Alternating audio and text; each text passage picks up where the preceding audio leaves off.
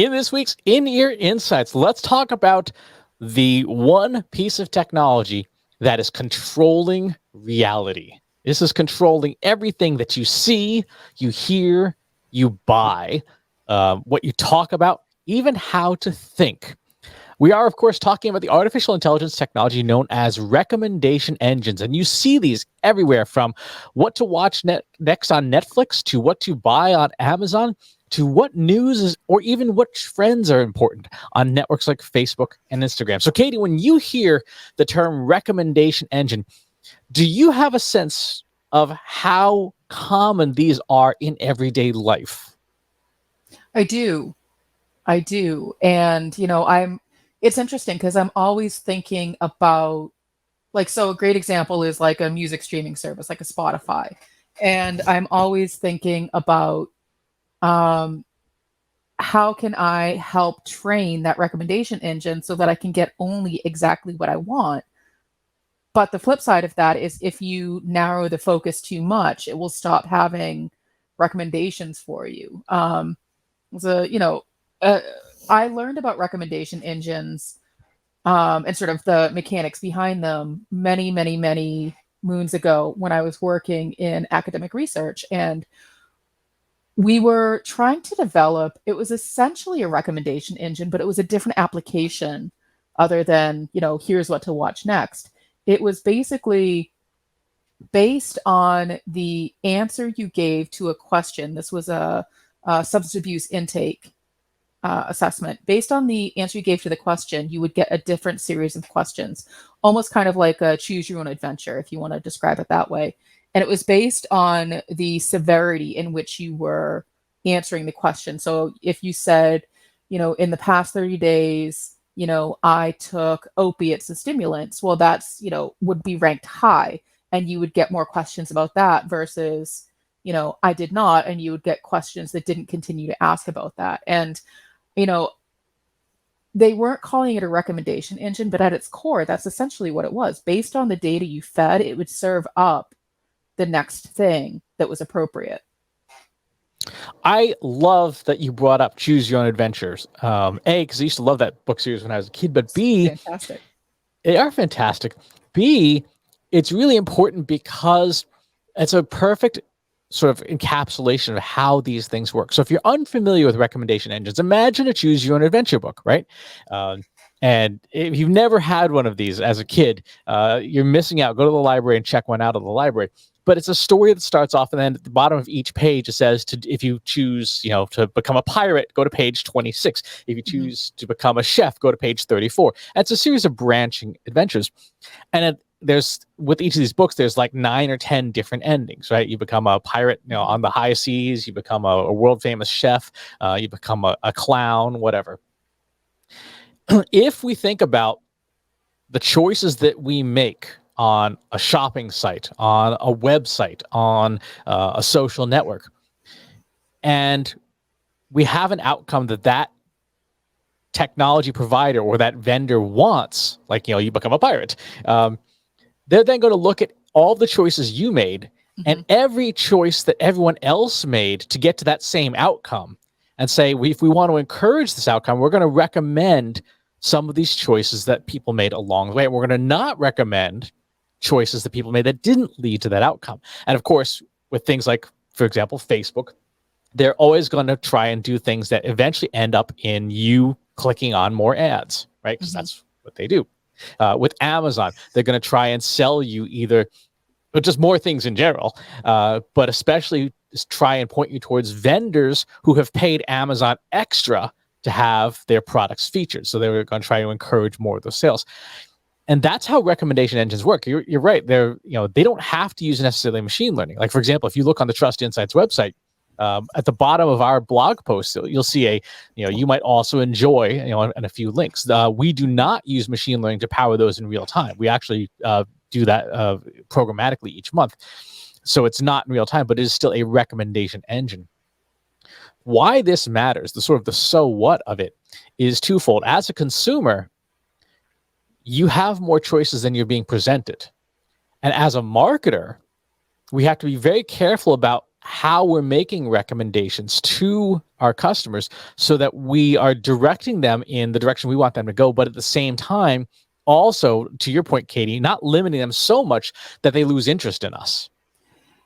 You just said a couple of specific words that I just want to kind of go back to. You mentioned branching, and then you mentioned, finding the similarities of other people who have taken that branching. And so at its core, this is my understanding of how a recommendation works, is it's just branching logic. So it's a lot of if this, then that statements. It's just logic. So if they do this, then show them that. If they do this, then show them that.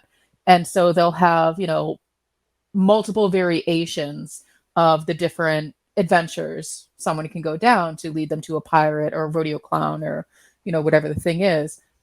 But then what it will do would be like, okay, these 5 people have all chosen the very similar, if not identical path. And so these are the types of recommendations that we feel we can confidently make to other people who share similar interests, because they are likely to also follow the path down to being a pirate. And so that's the way that I was taught to understand a recommendation engine, is that it starts with all of that branching logic. So first, you, the human, have to decide what that branching logic is. What are the different adventures somebody could take? Now, yes, you could probably use machine learning to come up with, the thousands of different scenarios that could play out, but you have to start somewhere. And so I think that's where, we as marketers don't take advantage of that kind of logic, is we don't think through, we know what we ultimately want someone to do, but sort of thinking similarly to the customer journey where it's not linear. What are the different branching logics? What is the if this then that kind of thing happening? Your analogy is correct, although now machine learning also does the branches too. So humans Sure. are not involved in that. If you look at like a random forest, which is basically it's a forest full of trees, and you have decision trees, which are branches. You basically have a forest full of all these things. And you look at some of the more complex recommendation engines, they are millions of trees and stuff. So yeah, that was all machine generated, but it's all calibrated on outcome. So the most important thing that you have to think about when you're considering deploying a recommendation engine is what you're optimizing for. So you mentioned Spotify. What is Spotify optimized for? Music. Yes, but what's the measurable outcome, the KPI that they're after? Yeah, they want you to stick with the channel. They want you to stick on the system as long as physically possible. They want you to continue to listen and never leave and never get bored. So they want to introduce you to new things, but then they want to learn about you so that you keep coming back and saying, this is the kind of music I want. So I can give you a really good example of why this was coming up for me. So, and these are just, software systems that we listen to at my house. So my husband for years has been listening to Amazon Music. It's what he knows. It's what he was comfortable with. And I said to him, hey, have you ever tried Spotify? One of the reasons why it was because when it would give him the daily, like my playlist, it was the same few songs over and over again with a couple of really random things thrown in that just really kind of didn't make sense.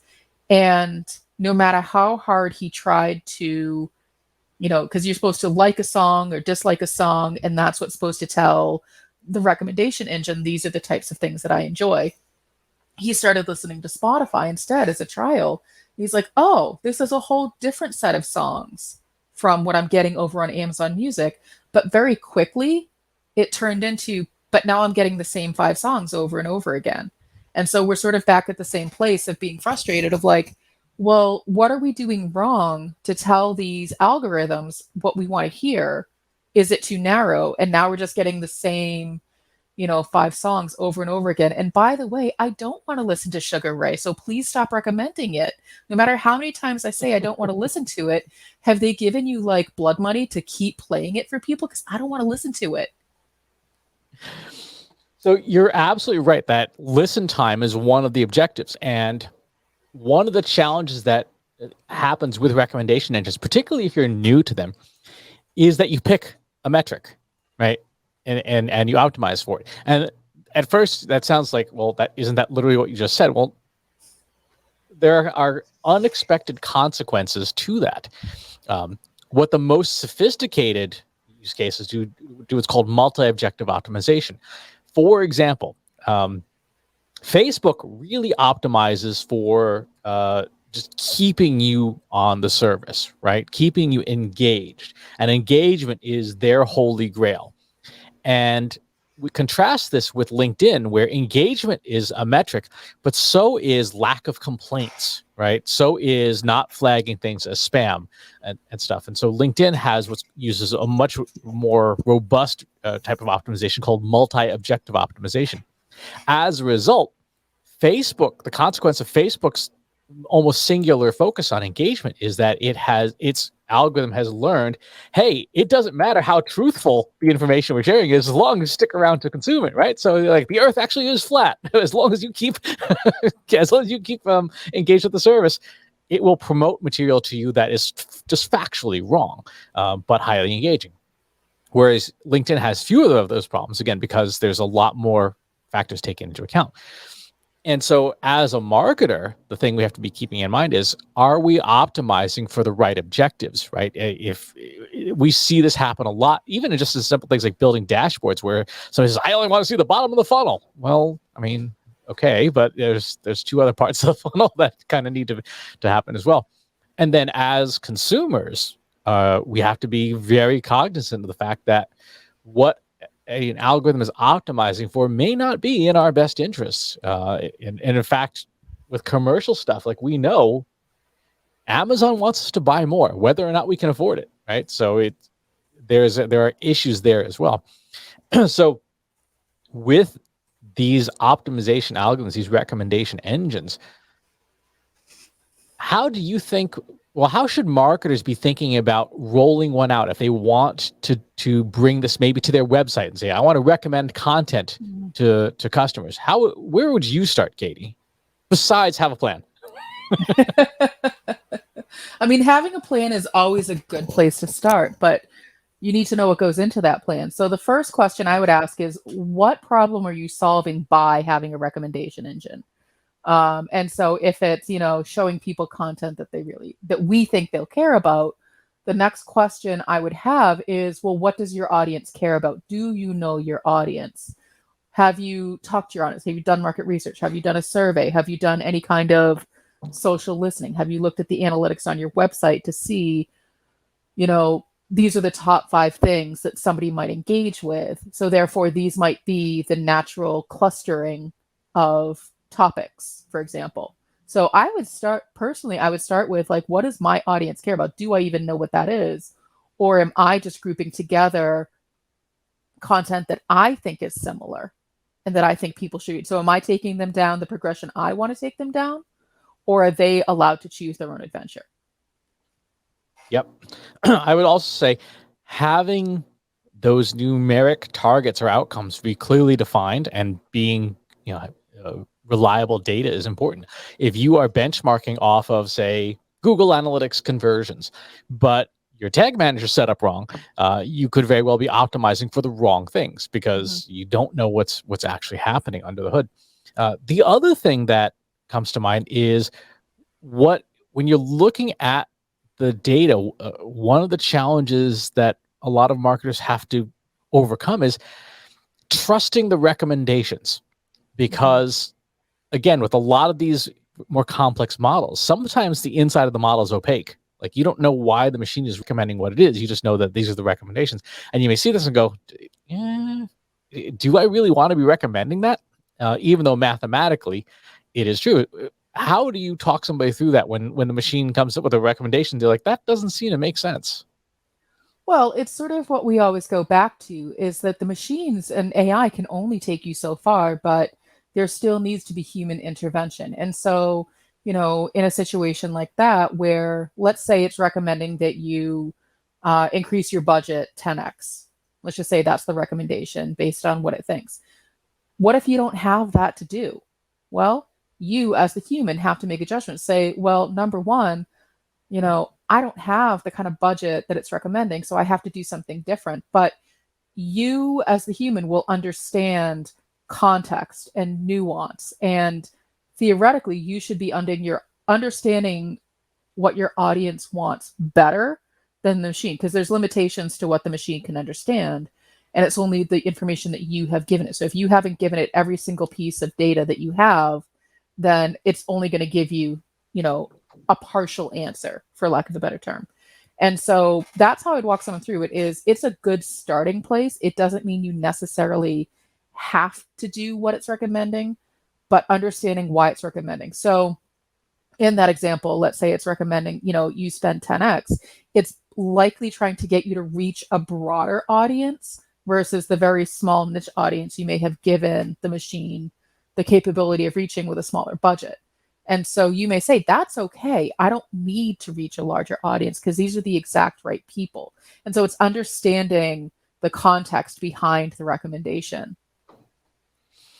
The other thing I think is really important is to do that KPI mapping, which is a prerequisite of everything.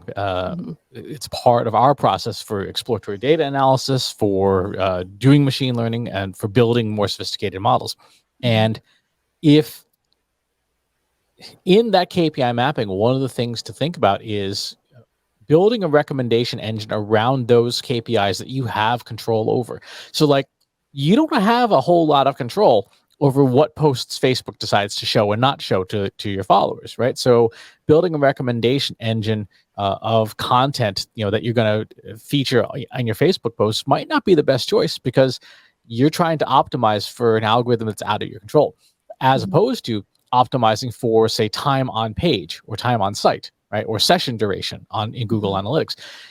There, you have control over your website, right? Once a visitor comes to your site, it's up to you to direct them in ways that achieve your goals.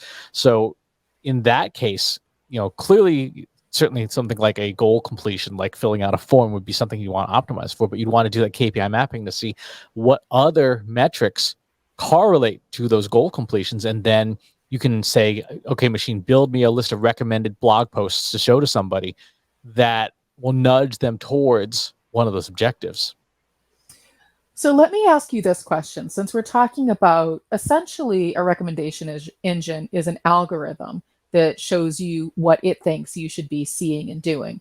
So I can then make the assumption that the Google search engine is a recommendation engine in some ways. And one of the reasons I say that is not only because of how it decides what content it wants to show you, but where it goes next, or where you go next. And so what I'm thinking of specifically is like when you search for, what's the best camping tent, it will also show you, and there's sort of like little drop downs of related questions that can lead you off of that question into another place. It's the next logical step that Google is recommending you take with your search based on what other people have searched for in a similar fashion. I see you nodding your head. Some people may not be able to see this, but that to me is Google's recommendation engine. Exactly. This is why I started today's episode with what I said about these technologies control reality. Google search is a recommendation engine. YouTube, the videos you're being shown, recommendation engine. All of social media, anything where there's a timeline that is controlled. So, for example, Slack or Discord don't have recommendations engines. You see content in the order it's posted. Everything else, Twitter, Instagram, LinkedIn, Facebook, TikTok, you name it, all recommendation engines. Amazon, every major retailer with a digital presence uses some form of recommendation engine now. The news, like the BBC app, the App Store, Apple's App Store, Apple Arcade, what things they choose to show you. So literally, unless another human is directly giving you something, you are looking at the results of a recommendation engine as opposed to direct communication. And this is why they're so important to understand, because they are controlling your reality. They control everything that you see, hear, think, and read, and listen to, etc. And if we are not cognizant of that fact as consumers, we don't realize that because of things like model drift, a recommendation engine can distort your reality. This is how, it's a separate topic for another time, but that's how radicalization happens. You keep consuming more and more radical content because a recommendation engine keeps leading you towards more and more of those things. It's called the Overton window. as marketers, we have to be making sure that our recommendation engines are not doing the same thing. In a sense, it's called the optimization trap, where you keep optimizing for a smaller and smaller and smaller part of your audience until you've made 2% of your audience deliriously happy and the other 98% hates you, which happens if you keep optimizing without taking a step back and looking at your data as a whole. Well, you're talking about these digital recommendation engines controlling reality, but if you peel off the digital part, think about how a grocery store is laid out, or think about how a Target is laid out. That is a manual recommendation engine. It's laid out in a certain way with, certain things on the end caps. The end caps are basically what's at the end of an aisle, or when you first walk into Target, I haven't been in a Target forever, but they have those little, those inexpensive, those $1 items, those $2 items. Or when you're checking out, they have all of those last minute, did you get your pack of gum and your, healthy nuts and your Starbucks drink and this and that and the other. And that, in its simplicity, is a recommendation engine. The way that the store is laid out is meant to drive you through a specific journey, ending up at the ice cream aisle, not starting there, but ending there. You start at the fruit. By the time you're done shopping, you're like, I just want some ice cream and let me get out of here. And then you buy all the ice cream. And so they're driving you down the adventure they want to take you down. Obviously, you as the consumer have choices and you can sort of shop whichever way you want.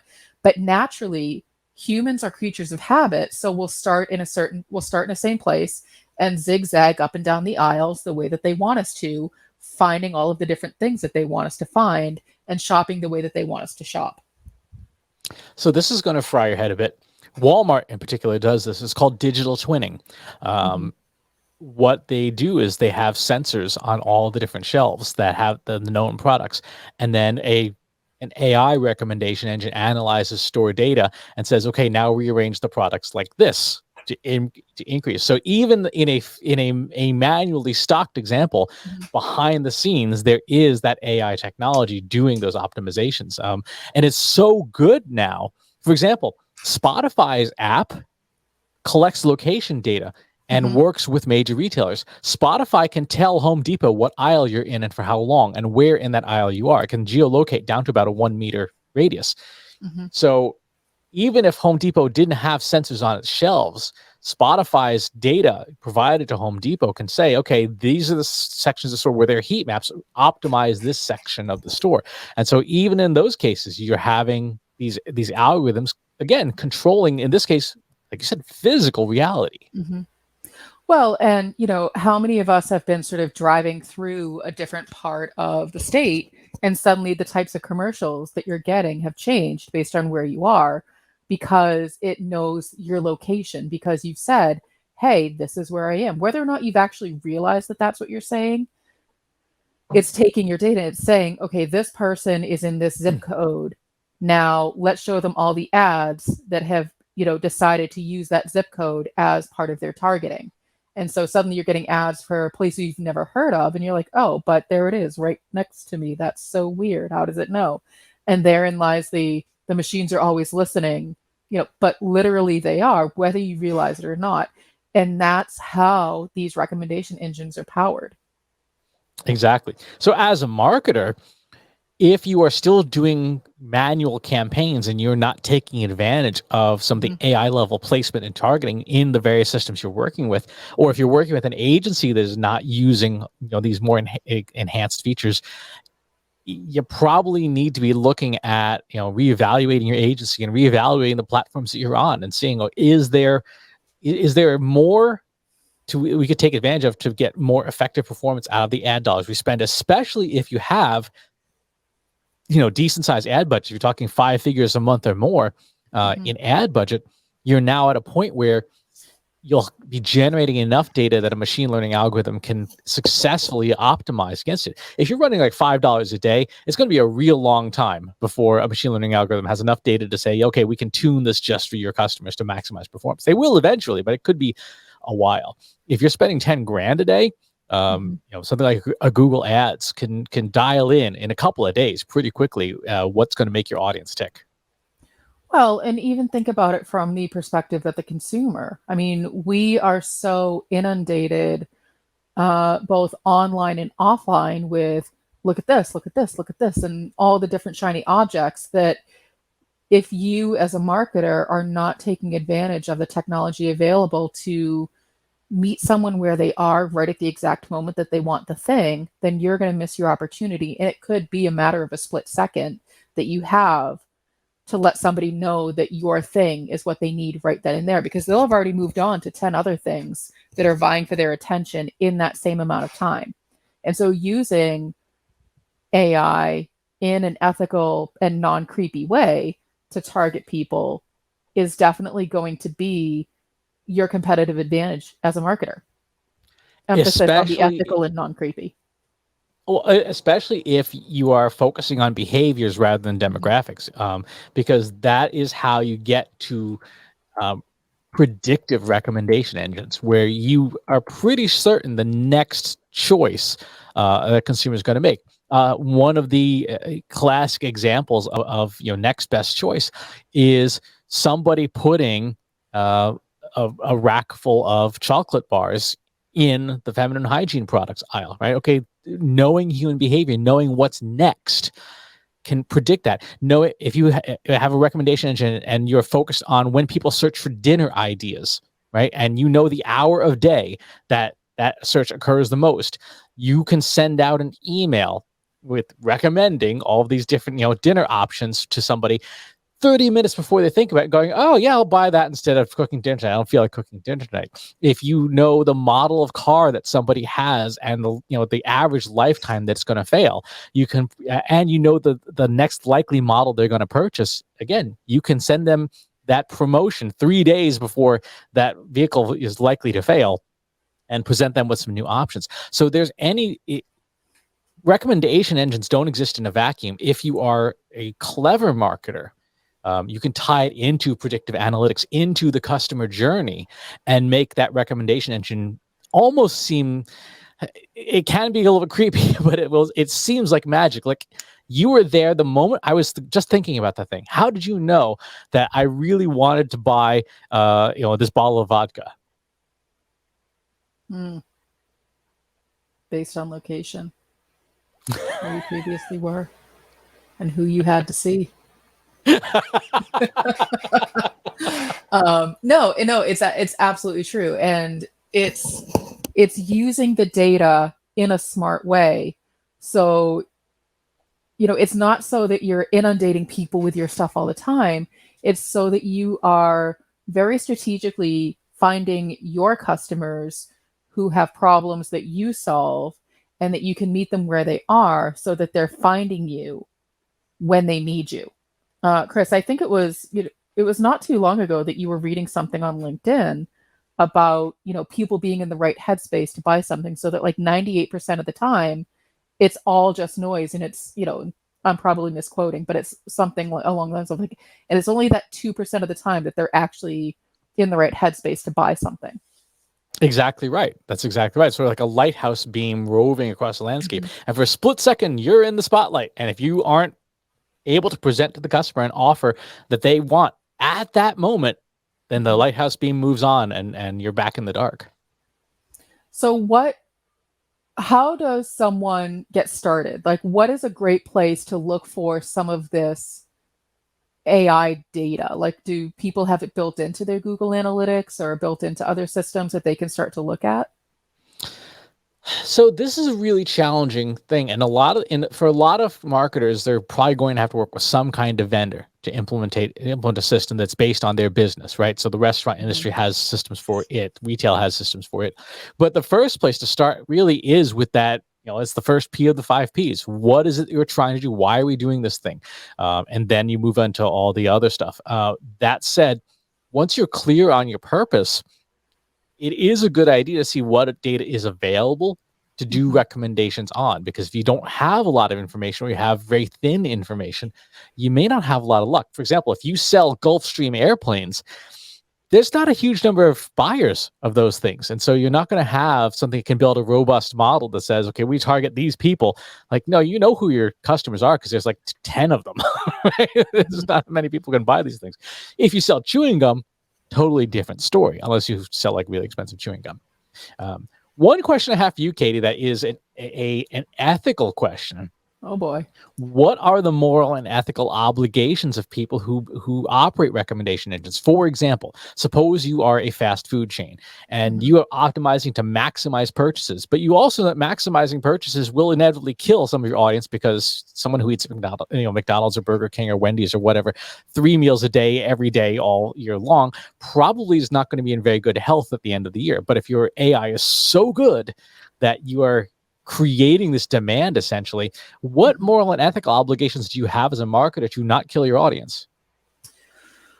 It all comes down to transparency. So number one, being transparent about your data collection operations and giving people the option to opt in or out is probably a good way to do it. Not every company does. There's, I feel like that's Facebook. A whole other episode of, no, we totally told you. Right. It's not even identifiable. It's fine.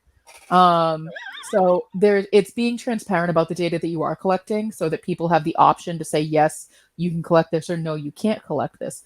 At a very basic level, data collection includes so they have the traffic counter. A lot of stores have it literally above the door where they can see the foot traffic, how many people come in and out of their store. That is essentially the same thing as traffic to your website. So just being transparent about, here's the data that I'm collecting. Do you want your data to be collected or not? And so, but also honoring when people say no. So that's number one. Number two, in the example of, someone eating fast food 3 times a day, also giving sort of the best practices is the wrong word, but essentially the warnings of, yes, this food is delicious. Eating it 3 times a day results in consuming 4,000 calories. It results in consuming, 2,000 grams of fat. It results in consuming this, and that will kill you very quickly. So obviously there's a better way to say that, Surgeon General, the, food tree or pyramid or, whatever it is these days, the food obelisk that you can find all of your different food groups in. Just making sure that you are offering up that information as well, because as much as you want people to buy your stuff, you also need to give them free choice.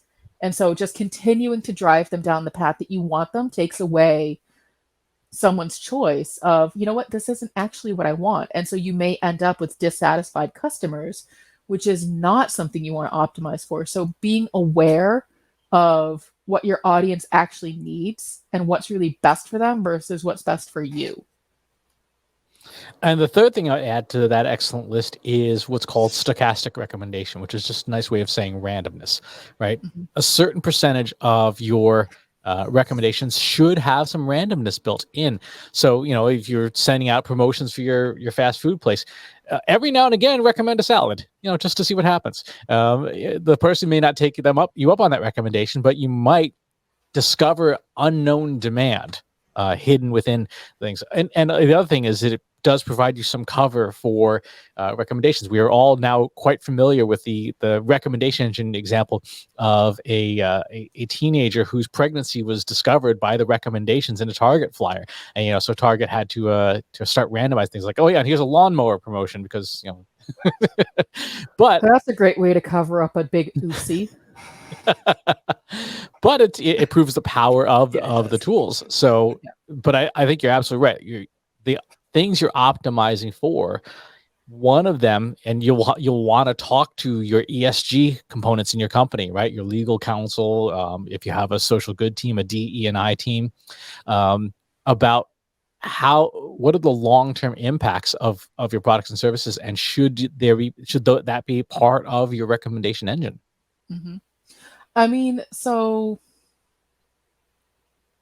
Netflix, as part of their service, for, whether it worked well or didn't, it started introducing the "Are you still watching?" And so sitting, for long periods of time, for hours upon days upon end, just binge watching something, probably not great for your physical and mental health. You probably need to like get up, go outside, get some fresh air. And so it started the "Are you still watching? Let us know." And so I think it was Netflix attempt at like, hey, we want you to stay as long as possible, but we're also trying to look out for you. Okay, cool. And so it was a good start. There's more that can be done. So, Spotify, if they're optimizing for you to listen all the time, they should probably build in like, hey, don't forget to take out your headphones and pay attention to what's going on around you. Or, you know what, we'll be here tomorrow. Why don't you come back then? And so really making sure you're also taking care of your customers, not just trying to get, squeeze the soul out of them as much as you can. So to wrap up, recommendation engines do control reality. They control the reality of consumers in almost every aspect of their lives. And so if you're looking at deploying one, you probably should be at least thinking about it in some aspect of your marketing, because rest assured, certainly your larger competitors already are. But weighing carefully what it is you want to optimize for and what are the sort of unintended consequences of that have to be part of your calculus. So make sure that you follow the 5P framework and you're very clear about your purpose first. If you've got comments, questions, or other things about recommendation engines, we want to hear from you. Join our free Slack group. Go to trustinsights.ai/analytics for marketers, where you and over 2,400 other marketers are asking and answering each other's questions every day. And wherever it is you watch or listen to the show, if there's a channel you prefer to have it on, you can find it at trustinsights.ai/TI podcast. I used to say most channels, but Facebook's shutting down Facebook podcasts. So that problem solved. Pop on over to trustinsights.ai/TI podcast, where you can be in touch with us wherever it is you would want to watch the show. Thanks for tuning in. We'll talk to you soon.